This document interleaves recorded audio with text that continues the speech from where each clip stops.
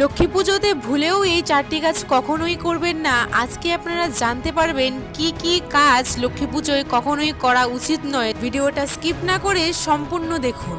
প্রথমত, মা লক্ষ্মীকে কখনোই তুলসী পাতা নিবেদন করবেন না, এতে আপনাদের জীবনে চরম দারিদ্রতা নেমে আসতে পারে। লক্ষ্মী হবেন রুষ্ট, কিন্তু মা লক্ষ্মীর সাথে যেহেতু ভগবান নারায়ণের পুজো করতে হয়, না হলে মা লক্ষ্মীর পুজো কখনোই সম্পূর্ণ হয় না। তাই নারায়ণকে কিন্তু তুলসী পাতা আপনাকে অর্পণ করতেই হবে, এবং সেই তুলসী পাতাটি আপনাকে পূর্ণিমার পূর্বেই সংগ্রহ করতে হবে। এর কারণ পূর্ণিমাতে তুলসী পাতা তোলা নিষেধ। দ্বিতীয়ত, মা লক্ষ্মীর পুজোয় কখনোই ঘন্টার ধ্বনি ব্যবহার করবেন না। ঘন্টার ধ্বনি ব্যবহার করলে আপনার জীবনে কিন্তু চরম সংকট নেমে আসবে। তৃতীয়ত, মা লক্ষ্মীর পুজোর সময় কখনো লোহার জিনিস ব্যবহার করবেন না বা লোহার বাসনপত্র ব্যবহার করবেন না, কারণ মা লক্ষ্মীর পুজোর সময় লোহার বাসনপত্র বা লোহার কোনো উপকরণ ব্যবহার করলে সেই স্থানে মা লক্ষ্মী কখনোই বসবাস করেন না।